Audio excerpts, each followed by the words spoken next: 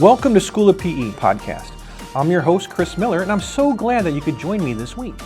We are going to discuss topics about FE, PE, and SC, and we're also going to answer questions that will help students prepare for their exams. Let's get started. Hello, everyone, and welcome back to another exciting episode of the School of PE's weekly podcast. I'm Chris Miller. Today we got a special guest here with us, Mr. Richard Racz, PE. So let's welcome him aboard. Rich, thanks for joining me here today. If you could just kind of start off and tell the audience a little bit about who you are. Sure. So, as Chris said, my name is Rich. I'm a practicing structural engineer with my professional engineering license. I'm originally born and raised in Massachusetts here in the U.S. That's where I grew up. I did all my schooling out there. And then started actually my early career out in Boston. But for the past almost 6 years now, I've actually did a big life change, moved out to the West Coast. So now I'm out here in Portland, Oregon. Again, still practicing structural engineering, but having a great time out here. Oh, man, you went from one coast to the other. Yeah, I figured it was funny because kind of opened my eyes a little bit being in the same place growing up my whole life. And then I actually went with a buddy of mine over to Europe, and we backpacked for a little bit after college. And then coming back, I realized, how much of the world there is to see, and then still realizing how much of my own country there is to see. So I was like, you know what? Let me find some places that I think are interesting within the US that I want to live in and check out. So that was why the big change happened. And the West Coast and the Pacific Northwest, big mountains, nature-y, huge trees, that's right up my alley. So big difference though, too. Red Sox fan? I am. I'm not the biggest baseball fan, albeit, but when I was out in Boston, went to games all the time and everything like that. So all right, we're going to let that slide. I'm an Indians fan, so I'm going to let that slide today, but it's okay. But we have an interesting topic today. We're going to talk about the differences and the similarities between college and professional world for civil structural engineers. And what's funny is that this topic, granted it's geared towards engineering, but if you think about it, it applies to just about everybody that, made the transition from college to the working world. I remember, maybe you do too, as growing up, you're always like, oh man, I can't wait till I get out of high school, get into the real world. It'll be so much easier because, you're complaining how parents are having you clean your room, all that fun stuff. And you're like, oh, once I'm out on my own, it's going to be a bed of roses. But sometimes it doesn't work out that way. So interesting to see. So, you said you're practicing, civil structural engineer. So if you can kind of think back to your college days and what you do on an everyday basis, can you kind of think of maybe, did college prepare you for what you're doing today, or did you have to maybe more experience it yourself throughout your working days? So I went to the University of Massachusetts Amherst, quick little plug there. And, at the time, and I think they're even better now in the rankings, they were like top 50 college for civil engineering. I mean, it wasn't anything to scoff at that I just happened to grow up next to this college. They were the real deal, and they taught me a lot of valuable lessons, but I still, in my opinion, think that most of what I do in order to design a building or a bridge and to make it really happen in the real world, I learned a lot on the job, in the professional setting. This is how we do things from every company I've been at. And it was nothing like what you were taught in school. And that's why I started kind of asking this question as to like, well, why? Like, is there, I understand you have to start off small. You can't just be thrown into any type of career and be like, I want you to do heart surgery. It's like, you got to learn little things to start and concepts and the principles behind things. But why is it that once you do that, I think we have 4 years, and if you do a master's or a PhD, you have even longer than that to learn. So why is it that it takes that amount of time to just get the principles down and then no time to actually apply them to where you can effectively use them right out of the gate in a professional career? No, yeah, it makes a lot of sense. And I agree with you. It's like, and I think this is pretty much with almost any discipline, is like you read a book, right? You read textbooks as you're in college, and people are telling you this is how you're supposed to do it, so you learn how to do it according to the book, right? So, for example, project managers for PMP, they have that PMBOK book, right? This is how you're supposed to manage a project, start to end, right? And then you get out in the real world and you start experiencing things on your own, and you're like, huh, this isn't what the book was telling me to do. And you kind of maybe don't really know how to do it or assess the situation because it's not in the book. But, as you work your way through your career, you start to pick up little nuances or, maybe shortcuts or tips that can help you do your job better. And you're like, holy cow, this is totally different than, how we learned in college. So I agree in the sense that, college does a great job, but nothing beats that getting your hands and feet wet and doing things on, for yourself or on a daily basis, kind of learning, because not everything that you do, I'm going to say probably specifically for engineering, goes according to maybe what a book told you it would do. Have you experienced that where you're like out on the field and you're like, holy cow, this is how I'm doing it. I read about it this in college, how I should be doing it this way, or has everything gone exactly how you assumed it would go? Absolutely not. There's always you're always thinking on your toes, and I have learned through my mentors in the professional setting that you need to be an effective engineer. It's not about being the smartest person, but it's about assessing each situation and realizing what the problem is, and then providing, a solution that works. It doesn't.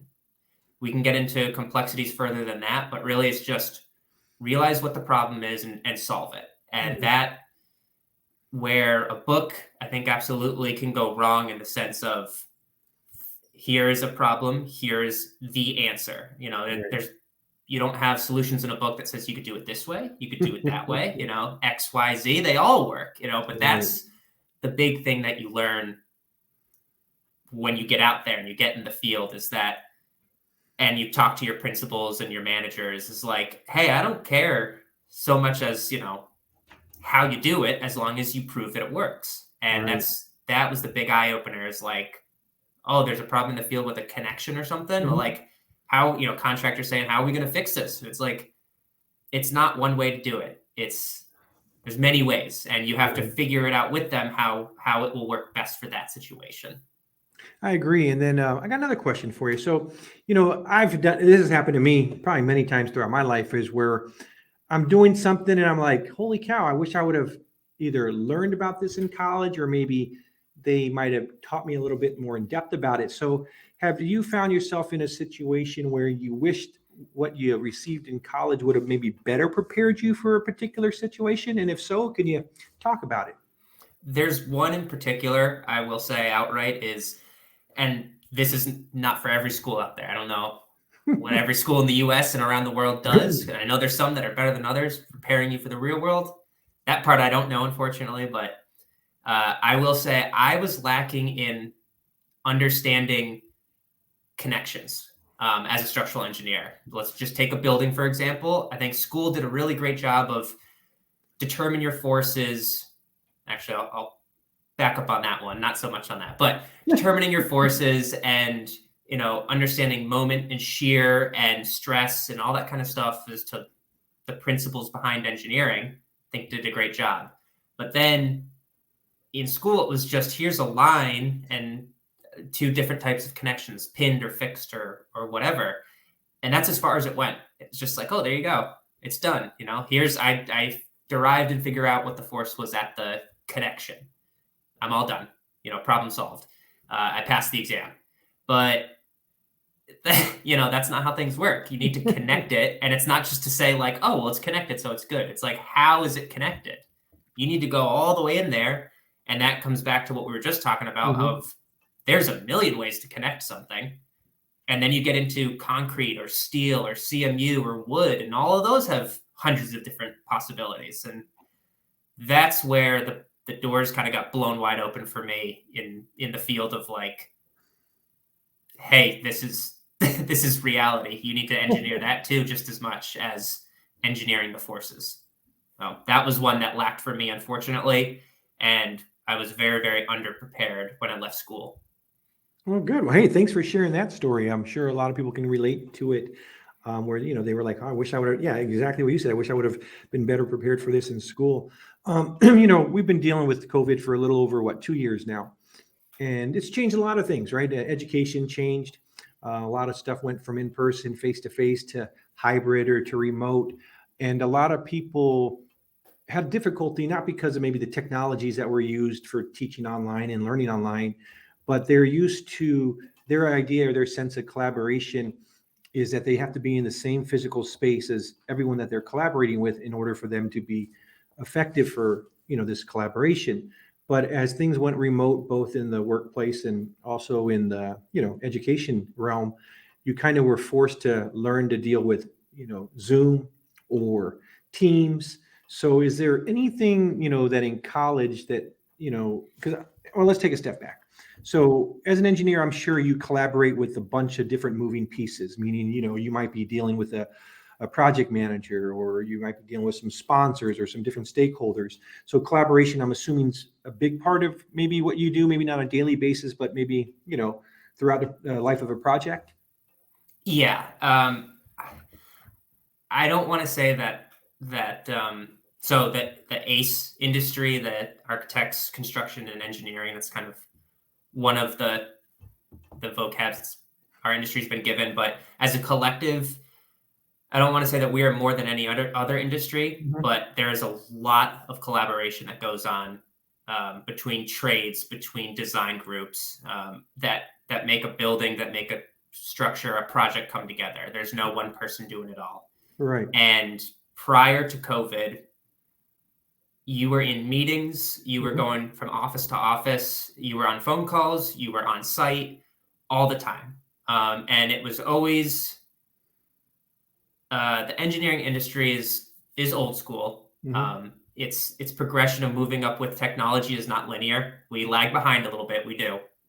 But so prior to COVID, face-to-face was the king of the crop. I mean, that was how you got your points across the best, talking with designers, talking with owners, and everything in between.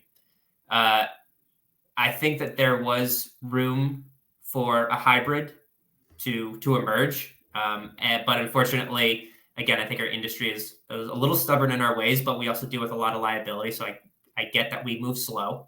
Right.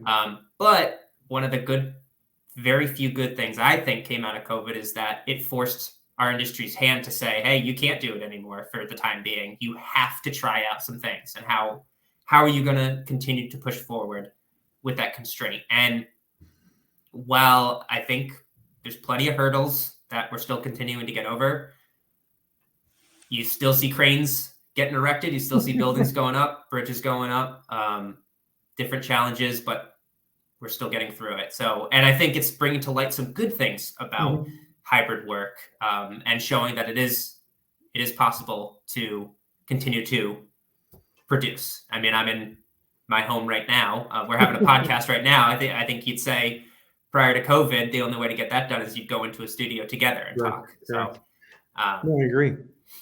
So collaboration is a big part of everyday life, not just for engineers, but just everybody. I mean, even in school. So I guess what I'm trying to get at is, can you think back to when you were in college, and do you remember if there were things that they taught you or you did in college that prepared you for the collaboration that would be needed in the working world? I will say in my experience, yes. I kind of I smile because some of my greatest lifelong friends that I have now are all engineers, and we all met through the same program. And the amount of workload that was thrown onto us over those 4 years, the only way to get through it was to collaborate with one another. And we all met. So there was a specific engineering library, it was called. And for some reason, our class was extremely loud and extremely talkative in comparison, apparently, to other engineering classes of the day. And we all, again, for some reason, decided that meeting at this engineering library and just openly doing work. I mean, we took over the place. There's 40 of us, and we took over the place. Wow. And people are at different desks working on different things, different assignments, but we're all yelling to one another as to what did you get for that answer? Well, that can't be right. Well, come over here and show me how you did it. I gotta this assignment's due tomorrow and we still got to get going on that physics homework. And that was a huge proponent of making it realize, hey, you can't just sit like you did in high school. So if we take a step even further back, where I sat at my kitchen table and I did all my homework by myself, and that was that. In college, they did a great job of forcing us to collaborate with one another, to say, you have so much work to do that you have to work together. And that was a great experience for my 4 years. I'm really happy that I had people around me that felt the same and wanted to work like that. And that helped me prepare myself moving into the professional field to say, hey, I'm going to, if I'm struggling with this problem, I'm going to go walk down the hall and talk to that person or talk to this person, or, hey, can someone help me with wood? I haven't designed with wood before. Like, it's not about staying bubbled in, being like, oh, I don't want to make myself look bad. It's like, no, I'm looking to move faster, more efficiently. So that means I need to ask questions. It's the best way to do it. I agree. That's a great story. So let me ask you this. I'm going to paint a scenario and you can tell me what your thoughts on it. So, when I was in college, it was like, and it may be different now. Now, when you see or you hear that you have to collaborate with others, I think a lot of people get maybe excited about it. I remember when I was in college or even in high school, we always saw when we got assigned group work as like a punishment, because you knew there were going to be some free riders where, they were going to ride the coattails of those that were doing the majority of the work. But basically how it worked is you got the group project, right? You divvied up the work and you probably didn't see each other again. They're like, okay, I'll do this part. And then one person was assigned to put it all together. And then that was what we consider group work. So it's completely different than what you were describing. You guys seem like a well-oiled machine. I wish I had that group when I was going to school. I mean, it was okay, hey, you take part A, I'll take part B. We'll come together, give it to somebody, and they'll throw it together. But man, you guys were like a basketball team starting five. I'm going to be very clear that it didn't mean we got all A's and we got, perfect scores in all our assignments. We still did terrible in some subjects that we all thought we came to a conclusion and understood and totally bombed it. But it was, I don't know why. But I will say they continue to be my closest friends. And we all were in civil engineering and split. I'm doing structural. One of my buddies is environmental, another's geotechnical, and blah, blah, blah. Actually, and then another one's transportation. But we all still come together to talk to one another closely about, hey, how are you doing in your sector? Talking about pay, talking about hours work, talking about what you get to experience and the level of how you're moving up, to continue to help one another. I mean, that's talking about those things in the professional field is like us talking about homework assignments of different subjects that, oh, I'm better at doing wastewater. So let me start this homework and let me tell you guys, hey, you got to watch out for this problem, that problem. Like, that's pretty cool. It sounds like amongst your group, you almost have all 5 disciplines of civil covered. Yeah. We made a joke way back how it worked out like that, and how, well, when the time comes, we'll all just join together and we'll have a full package and we'll have our own company. And you'd like to hope one day, but you never know. So was there some friendly competition amongst the group? Our class was competitive. Yeah. So let me ask you this. I'm going on Family Feud. Okay. And I want to take one engineer with me to be part of my Family Feud group. Which of the 5 disciplines should I choose to come along with me as an engineer?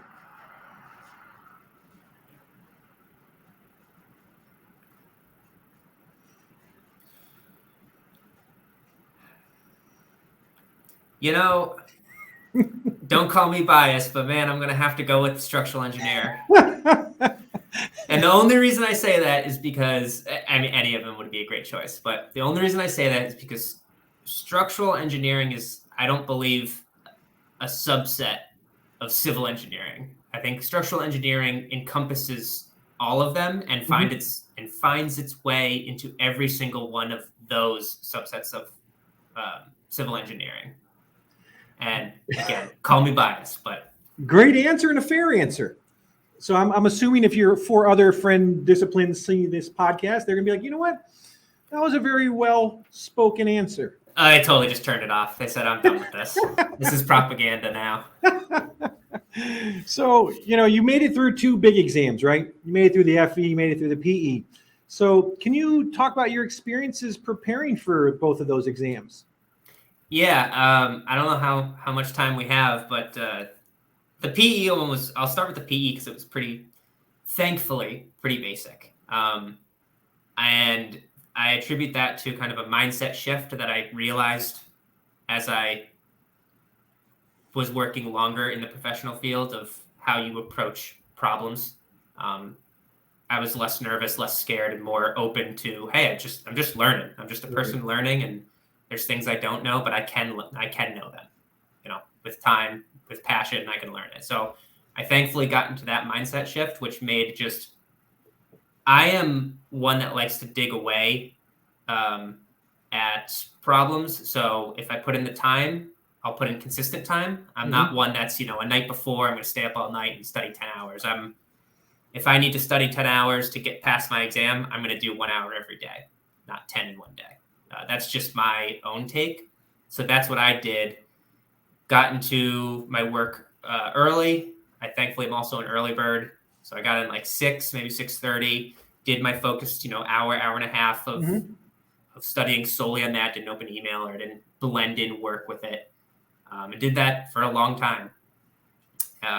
And went to take my exam, was able to pass. And thankfully, again, I'm making that sound short, but that's how it went. I felt confident.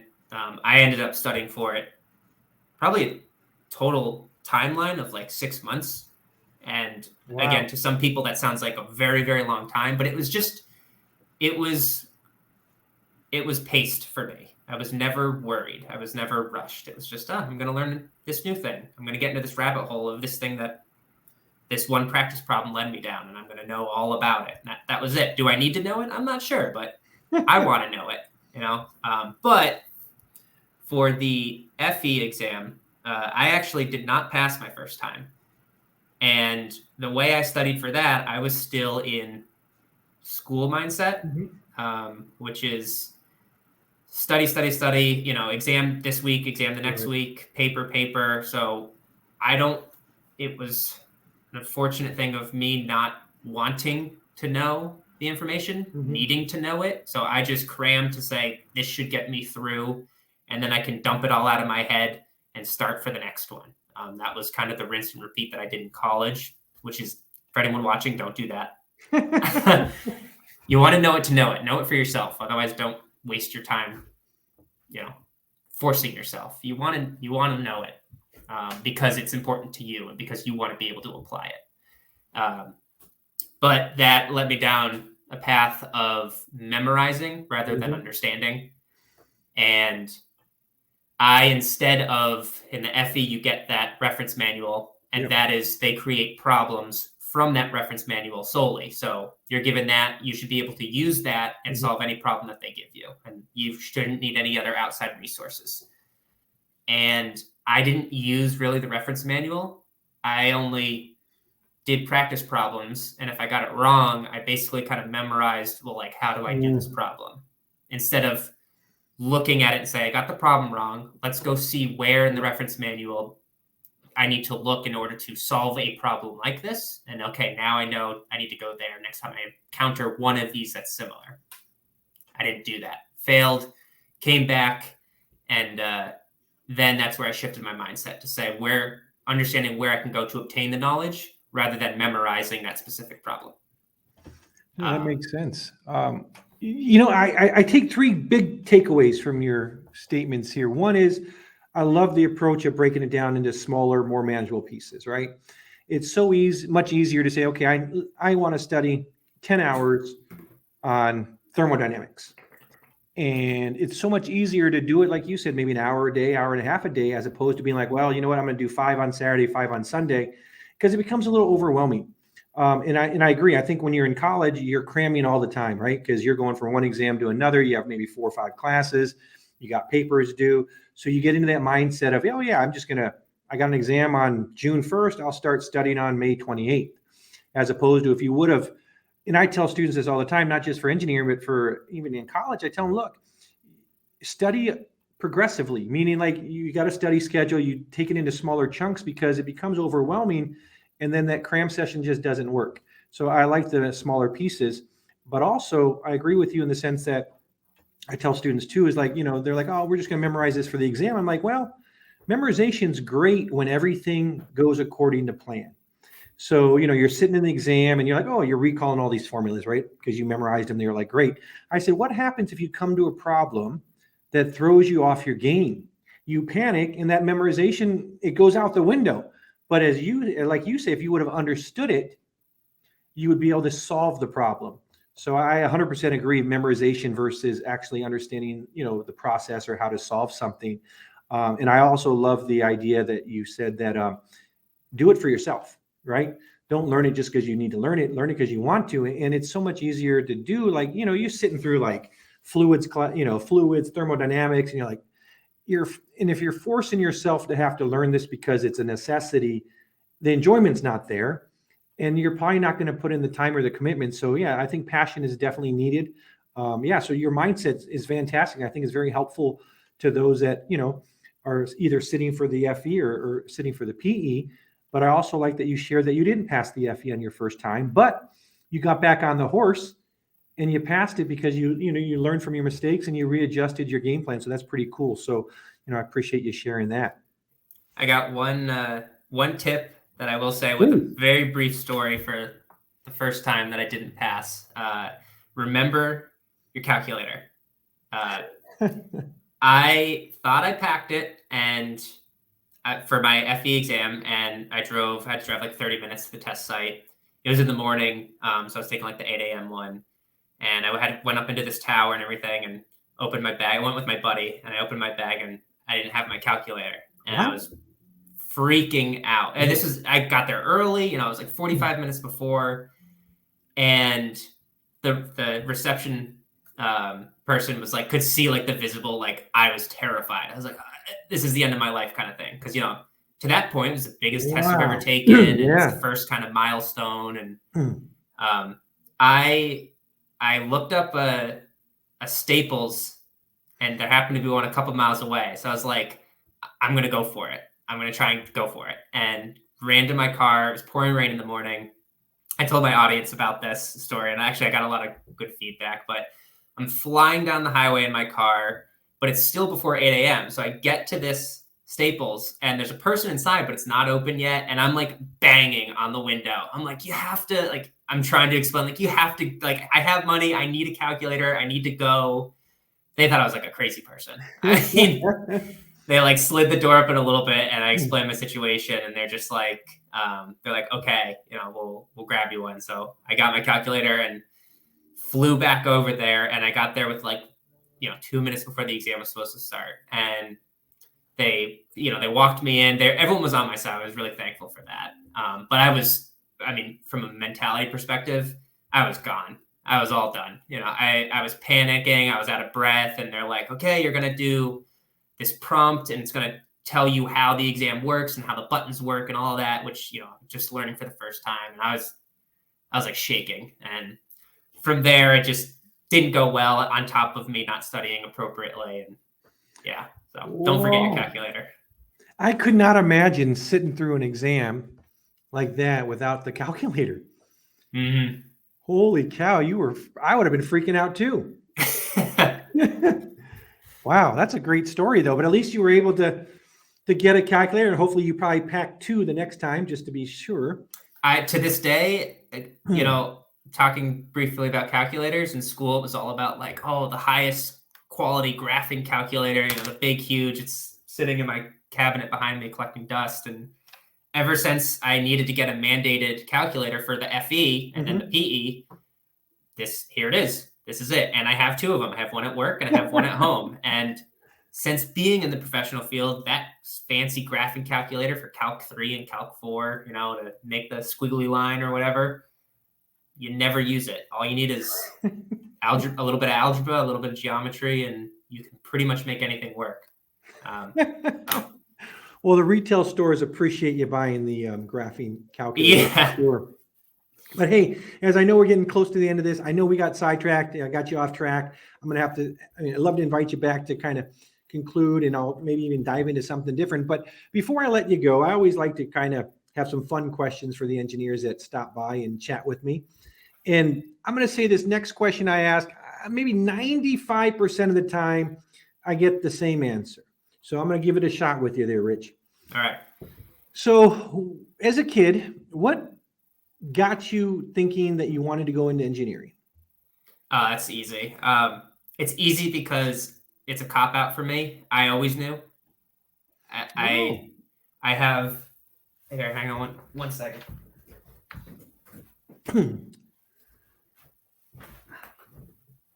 So my parents took a picture of this back when I was like, so I couldn't. So it's just a block stacked up. Yeah.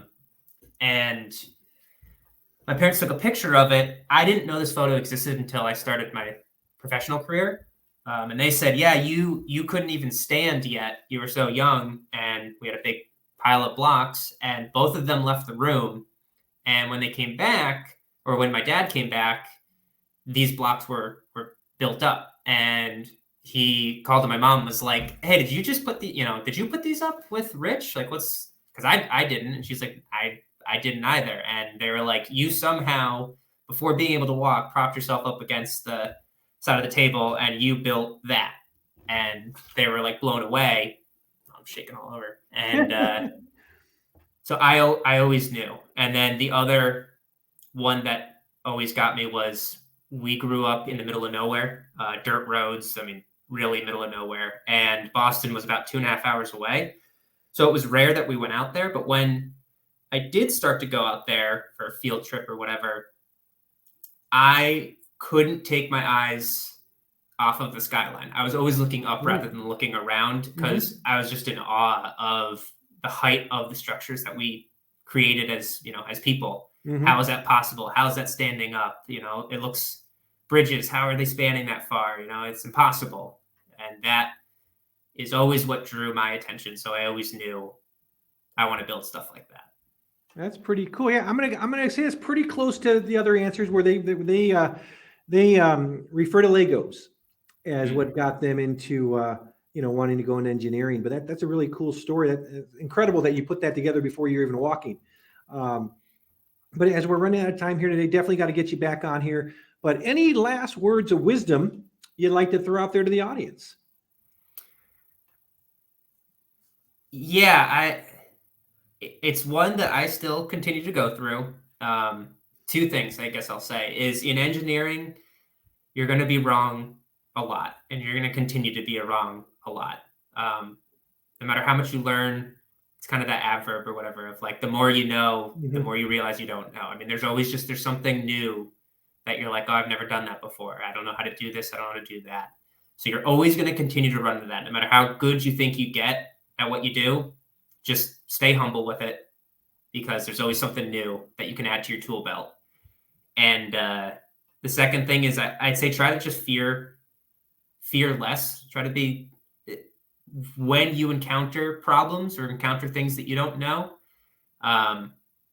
try to come to the realization that panic shouldn't set in. Don't be afraid that people around you are thinking that you're lesser because you don't know this thing.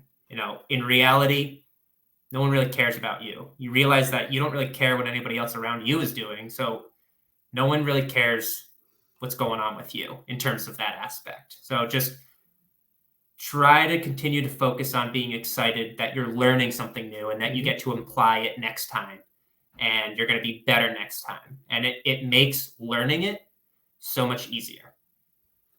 I like it. Well said, Rich. But hey, for everyone else out there, have a wonderful rest of the week. Rich, thanks for stopping by. Look forward to having you again next time.